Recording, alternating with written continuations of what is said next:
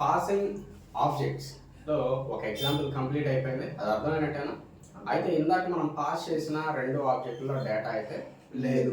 ఎందుకంటే ఆ క్లాసెస్ రెండు ఖాళీగానే ఉన్నాయి. క్లాస్లో మనము వేరియబుల్స్ కానీ మెథడ్స్ కానీ తీసుకోగలిగితే ఖచ్చితంగా దాంట్లో డేటా ఉన్నాయి. ఓకేనా? క్లాస్ స్టూడెంట్ ఒక రెండు ఇన్స్టాన్స్ వేరియబుల్స్ని తీసుకున్నాం. ఇంట్ STU ID మనం ఎప్పుడు తీసుకుంటున్నాం? String STU name. వేరియబుల్స్ ఒక్కటే చాలా, లేకపోతే మెథడ్ కూడా యాడ్ చేద్దామా? మెథడ్ యాడ్ చేద్దాం సార్. లేదు, మెథడ్ యాడ్ చేసి ఇంకో ఎగ్జాంపుల్ చూద్దాం అంటే అట్లా ఫస్ట్ ఇది ఒక ఎగ్జాంపుల్ చూసి తర్వాత మెథడ్ యాడ్ చేసి క్లారిటీగా ఉంటుంది. Very good. ఇప్పుడు ఇంకొకటి తీసుకుంటున్నాం, క్లాస్ సేమ్ ఇందాక కలెక్ట్ ఆబ్జెక్ట్స్ అని ఉన్నాం కదా, అదేవిధంగా కలెక్ట్ ఆబ్జెక్ట్స్.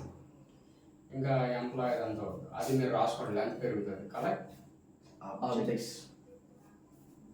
ఆబ్జెక్ట్స్ ఒకే ఒక స్టాటిక్ మెథడ్ పబ్లిక్. అంటే ఏమి స్టాటిక్ మెథడ్ క్రియేట్ చేయాలంటే అదేం లేదు, ఈ క్లాస్ నేమ్తో సింపుల్గా కాల్ చేసుకోవచ్చు, లేదా ఇదే క్లాస్కి ఆబ్జెక్ట్ని క్రియేట్ చేసుకొని కాల్ చేసుకుంటామంటే మీరు చేసుకోండి, నో ప్రాబ్లం. పెద్ద డిఫరెన్స్ అయితే ఏం లేదు. నేను అందుకే స్టాటిక్ అని తీసుకుంటున్నాను. Static void collect student clarity. ఓకేనా? ఇక్కడ స్టూడెంట్ అర్థమైందా? ఇప్పుడు దీంట్లో కూడా డేటా ఉంటుంది, డేటా ఉంటుంది. System dot out dot print ln s dot student ID plus concatenation plus s dot student name. Okay, అంతా బాగానే ఉంది. నేను ఇప్పుడు చిన్న మాడిఫికేషన్ చేస్తున్నాను. s డాట్ STU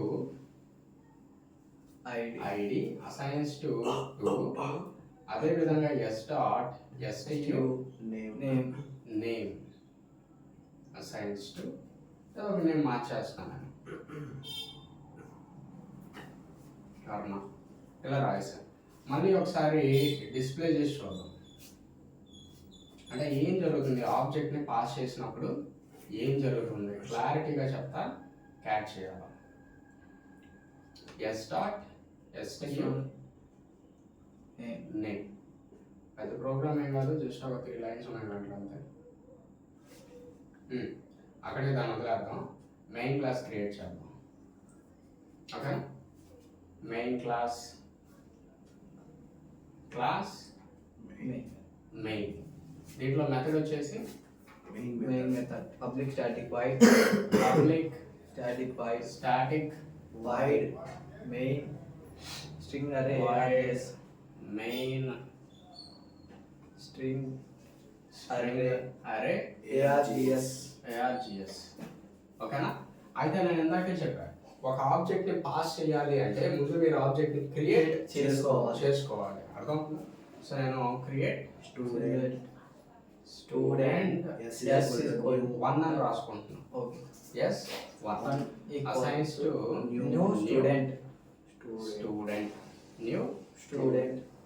అయితే మీరు చెప్పండి, ఫస్ట్ ఒక ఆబ్జెక్ట్ అయితే ఫామ్ అవుతుంది. ఫస్ట్ ఒక ఆబ్జెక్ట్ ఫామ్ అవుతుంది. దాని పేరు ఏంటి? S1. క్లారిటీ కదా మీకు? S1 లోపల ఏమేమి ఉంటాయి? ఇన్స్టాన్స్ వేరియబుల్స్ ఎన్ని ఉన్నాయి? ఎగ్జాక్ట్గా 2 ఉన్నాయి. STU ID assigns to STU name null. Proof ఏంటి? అవేమి ఉన్నాయంటే ప్రూఫ్ ఏంటంటే డిస్ప్లే చేసుకోవాలి. క్లారిటీగా ప్రతి లైన్ అబ్జర్వ్ చేయండి ప్రోగ్రాంలో. S1 అంతేనా? S1 dot STU ID కన్కాటనేషన్ S1 dot STU name. ఓకేనా? ఏం డిస్ప్లే అవుతాయని చెప్పా? 0 null. క్లారిటీగా ఇప్పుడు దాంట్లో నేను వాల్యూస్ని అసైన్ చేస్తా. ఎలా అసైన్ చేయాలంటే s1 dot STU ID assigns to 1 1. So ఇప్పుడు ఏం జరుగుతుందంటే ఇక్కడ 1 వస్తుంది. ఐడి One 1 అవుతుంది. తర్వాత వచ్చేసి s1 dot STU name STU name name. STU నేను ఒక పేరు రాస్తున్నాను. ఆల్రెడీ ఇక్కడ కర్ణ ఉంది కాబట్టి నేను మళ్ళీ ఇక్కడ ఇవ్వట్లేదు. వృషాలి రాస్తున్నాం. సో ఇక్కడ నల్ ఎరేజ్ అయిపోయి వృషాలి. వృషాలి అని చెప్పి స్టోర్ అవుతుంది. ఇప్పుడు అది నిజంగా చేంజ్ అయిందా లేదా ఎలా తెలుసుకోవాలా? డిస్ప్లే చేయాలి. డిస్ప్లే చేసుకోవాలి. System dot out dot print s1 dot s1 dot STU ID concatenation concatenation s1 dot STU name name. Okay, One ఇక్కడ మనకి 1 వృషాలి 1 కామ వృషాలి వృషాలి అని డిస్ప్లే అవుతుంది. దాంట్లో డౌట్ ఏం లేదు కదా. ఇప్పుడు నా టార్గెట్ ఏంటంటే నేను మెయిన్ మెథడ్లో క్రియేట్ చేసిన ఆబ్జెక్ట్ని ఇక్కడ కలెక్ట్ ఆబ్జెక్ట్స్ అనే క్లాస్లో మెథడ్ ఉందా, ఉంది సార్. దీనికి పంపించాలి. దానికి పంపించినప్పుడు ఏం జరుగుతుందో క్లారిటీగా చూద్దాం. Collect objects dot method name ఏముంది? Collect student of student type of object కదా. ఇక్కడ మన దగ్గర స్టూడెంట్ ఆబ్జెక్ట్ ఉందా లేదా? ఉంది సార్. ఏంటి దాని పేరు? S1 క్లారిటీయా. ఓకే, ఇందాక నుంచి ఎగ్జాంపుల్ చెప్తాను. ఆబ్జెక్ట్ ని పాస్ చేయాలి, ఆబ్జెక్ట్ ని పాస్ చేయాలి. మనకి సి లాంగ్వేజ్ లో ఒక వేరియబుల్ ని ఒక ఫంక్షన్ కి పంపించేటప్పుడు call by value, call by reference అని ఒక కాన్సెప్ట్ ఉంది. కాల్ బై వాల్యూ అంటే ఏంటంటే ఒరిజినల్ వాల్యూ మీద ఎటువంటి ఎఫెక్ట్ పడదు. అంటే ఒక వాల్యూని ఇక్కడికి పాస్ చేస్తాం, ఒక వాల్యూని పాస్ చేస్తాం. ఇక్కడ నువ్వు ఈ వాల్యూ మీద ఏదైనా ఆపరేషన్ చేస్తే ఈ ఎఫెక్ట్ ఇక్కడే ఉంటుంది, కానీ నువ్వు పంపించిన ఒరిజినల్ వాల్యూ మీద ఉండదు ఇక్కడ సి లాంగ్వేజ్లో. అదే సి లాంగ్వేజ్లో కాల్ బై రెఫరెన్స్ అని ఇంకో కాన్సెప్ట్ ఉంది. అంటే నువ్వు ఒరిజినల్ వాల్యూ పంపిస్తావు, కాల్ బై రెఫరెన్స్ అంటే ఇక్కడ ఏదైతే అప్డేట్ నువ్వు పర్ఫామ్ చేస్తావో అదే ఎక్కడ రిఫ్లెక్ట్ అవుతుంది, ఒరిజినల్ ఆబ్జెక్ట్ మీద రిఫ్లెక్ట్ అవుతుంది. సో జావాలో మీరు ఒక ఆబ్జెక్ట్ ని పాస్ చేస్తున్నట్లయితే, జావాలో ఆబ్జెక్ట్ ని పాస్ చేస్తున్నట్లయితే కాల్ బై రెఫరెన్సా లేకపోతే కాల్ బై వాల్యూవా అని అడుగుతారు కంపల్సరీ. కాల్ బై రెఫరెన్స్ వాల్యూవా లేక రెఫరెన్స్ కాల్ బై రెఫరెన్స్ అని అడుగుతారు. కాల్ బై వాల్యూ కాదు, కాల్ బై రెఫరెన్స్ అంటే అర్థం ఏంటి? ఇక్కడ క్లారిటీగా మాట్లాడాలి. ఇక్కడ నుంచి నేను ఒక ఆబ్జెక్ట్ ని పంపిస్తున్నాను కదా, ఆబ్జెక్ట్ నేను పంపిస్తా, దేంట్లో స్టోర్ అయింది, S లో స్టోర్ అయింది. అంటే ఇక్కడ ఏం జరిగింది, ఎస్ అనేది కొత్త ఆబ్జెక్ట్ గా క్రియేట్ అవ్వద్దు అనిపిస్తుంది మీకు. అంటే ఆల్రెడీ ఇక్కడ ఒక ఆబ్జెక్ట్ ఉంది, దాని పేరు ఏంటి? S1. మీరు దీన్ని పాస్ చేస్తున్నారు కదా, దీన్ని ఇక్కడ పాస్ చేస్తున్నారు, మీకు ఏమనిపిస్తుంది? ఎస్ అనేది ఇంకొక సపరేట్ ఆబ్జెక్ట్ గా క్రియేట్ అవ్వద్దు అనిపిస్తుందా? వాస్తవానికి ఏం జరుగుతుందంటే దీనికి సెకండ్ నేమ్ గా యాడ్ అవుతుంది. సెకండ్ నేమ్ అర్థమైందా? సరే, నేను ఈ మెథడ్ కాల్ చేసి ఇక్కడికి వచ్చింది కాసేపు. సో ఎస్ అనేది కొత్త ఆబ్జెక్ట్ గా క్రియేట్ అయిందా? అవునే సార్. ఆల్రెడీ దానికి నేమ్ యాడ్ అవుతుంది. నేమ్ యాడ్ అయింది అంటే రెఫరెన్స్ అయింది. ఏమైంది? రెఫరెన్స్. ఇప్పుడు ఈ మెథడ్ ఎగ్జిక్యూట్ అయ్యాకే కదా అక్కడికి వెళ్ళాలి మళ్ళా.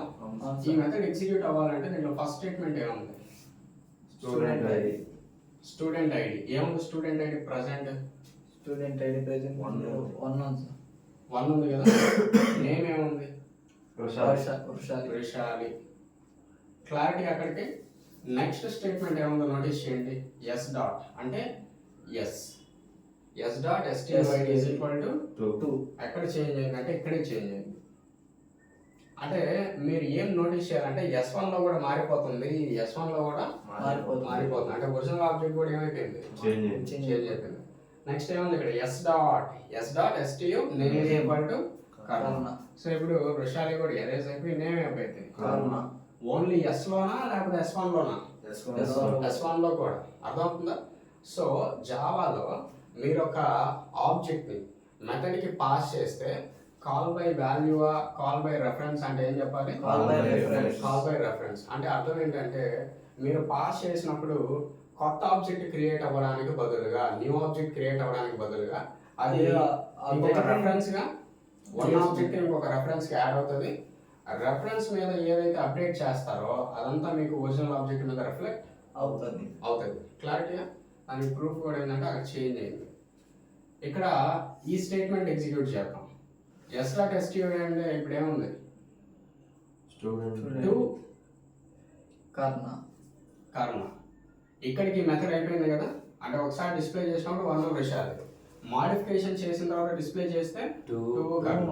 ఇదంతా కంప్లీట్ అయిపోయింది. ఇప్పుడు నేను ఇక్కడికి వచ్చి ఏం చేస్తానంటే మళ్ళా system.out.println అని రాసుకుంటాను. ఇక్కడ s1 డాట్ ఇక్కడ ఆబ్జెక్ట్ నేమ్ అంటే s1 కదా. s1.stu id plus concatenation s1 dot stu name name. మీరు చెప్పండి ఇక్కడ ఏమొస్తుంది? ఇప్పుడు మళ్ళీ ఏంటి అంత పెద్ద డౌట్? 2 2 ఉంది, సార్. కర్ణ ఉంది. ఓకేనా? అంత ఆలోచించకూడదు, డీటెయిల్గా చెప్పండి. ఓకేనా? సో ఒరిజినల్ ఆబ్జెక్ట్ని నాకు మెథడ్కి పాస్ చేస్తే కాల్ బై రెఫరెన్స్ అని అంటారు. అంటే న్యూ ఆబ్జెక్ట్ క్రియేట్ అవ్వడానికి బదులుగా సెకండ్ రెఫరెన్స్కి యాడ్ అవుతుంది. ఈ రెఫరెన్స్ వేరియబుల్ మీద నేను ఏదైతే అప్డేషన్స్ పెర్ఫామ్ చేస్తానో ఇవన్నీ దేని మీద కూడా రిఫ్లెక్ట్ అవుతాయి, Original ఒరిజినల్ object ఆబ్జెక్ట్ మీద. అప్పుడు డిస్ప్లే చేసి చూసినట్లయితే మీకు మాడిఫికేషన్స్ అన్ని స్క్రీన్ పైన డిస్ప్లే అవుతాయి. ఓకే, క్లారిటీగా. ఇది బాగా గుర్తుపెట్టు. సో ఆబ్జెక్ట్స్ని పాస్ చేసేటప్పుడు ఇక్కడ ఏదైనా మాడిఫై చేస్తే డేటా అక్కడ మారుతుందా లేదా? మారుతుంది. నెక్స్ట్ ఎగ్జాంపుల్లో మనం ఏం చేయాలైతే మాడిఫికేషన్ జరగనివ్వకుండా చూసుకొస్తాం. మాడిఫికేషన్ జరగనీయకుండా చూసుకోవాలి. చూసుకోవాలి. ఓకేనా? అది ఎలా చేయాలో కూడా